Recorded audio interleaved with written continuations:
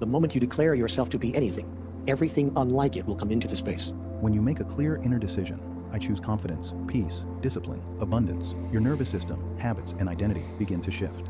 But your old patterns don't disappear instantly, so life brings you situations, people, and emotions that reflect what you used to be, not to stop you, but to expose what still lives inside you. This is not resistance. This is contrast. You only know you've changed when you're tested. In the absence of that which you are not, that which you are is not. Think of identity like light. You can't see light without darkness. You can't recognize calm without stress. You can't embody courage without fear appearing.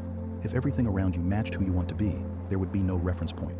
So the universe introduces the opposite, not to confuse you, but to define you. This is how growth becomes real instead of imaginary. Supposing, just for the sake of this discussion, that everyone looked exactly like you, how would you know how you looked? Identity only exists through difference. You know who you are because someone else thinks differently, someone else reacts differently, someone else chooses differently. In the same way, when life brings experiences that don't match your intention, it's giving you the chance to choose consciously. Without choice, there is no evolution. Therefore, I promise you that if you want to have a direct experience of who you are and of what you are, you will attract to yourself like a magnet everything that you are not. This is the most misunderstood part. People think, why am I attracting problems after I decided to change? But this is the proof. The moment you say, I am calm, anxiety shows up, I am disciplined. Procrastination appears, I choose abundance. Scarcity thoughts surface not to defeat you, but to ask, who are you going to be now? That decision is what rewires the brain. Because in the absence of that which you are not, that which you are is not. You don't grow by avoiding the opposite. You grow by standing steady inside.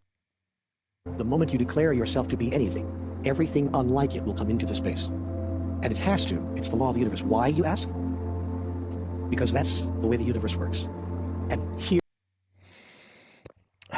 Okay, so the basic idea is that once you try to encapsulate a new identity, what's gonna happen is that the resistance gonna show up, and that resistance gonna push you against being that thing, just to see how sincere you are in being that thing. Because if you're not sincere and you're being that thing, then you are betraying the honesty. You are being a charlatan, and universe doesn't like that. It's gonna put you into that spot where you have to either choose it voluntarily and be that thing, so you cannot just fake it and harm yourself, but prove yourself that yeah, you are that thing by achieving that. So it's also like, for example, you want to be a doctor and you're studying. At the end of one first year, there is exam, and that's a filtration, and that sort of resistance, which gonna serve as a opportunity to prove yourself that okay, you're able to get into second year. You have done your part. You're ready, because otherwise, if you are not in the state, like if you haven't studied, if you haven't encapsulated the concept, if you're not familiarized yourself with the key ideas, then what's gonna happen is against that resistance, you're not gonna perform well. And then you will not be able to get in the second year. And that's good, not just for yourself, but for society as well, because if you kept on passing to the end of like 5 years, like you're gonna be a terrible doctor who not gonna be any good for the society, who gonna harm the society. So in the same way, the identity, once you are trying to be sort of a new person, reality comes in a way that resistance show up. For example, uh, you're trying to be a calm person, but new stress comes at your door, like you hear a news, some bad news, and now the reality, like universe, is checking how truthful you are for being that new person by giving you an exam in a way. If you pass that, you'll get to the next level where it's gonna put you to the new exam, so you continuously keep on building, and there's no limit to that self growth.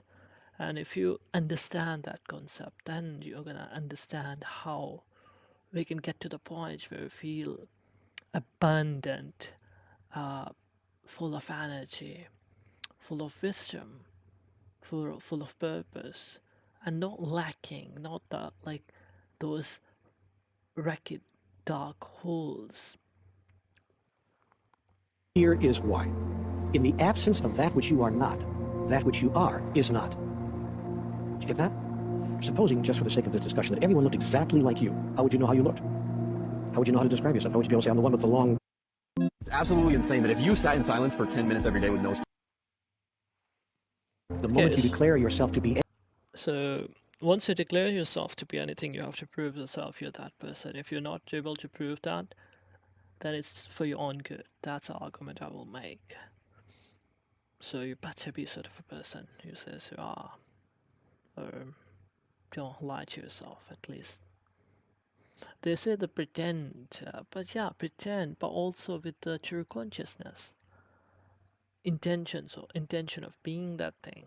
And if you pretend long enough, you keep on like going through those exams, those reality checks, then you get to the point where you'll be successful and you'll get the degree of being that identity. Thank you.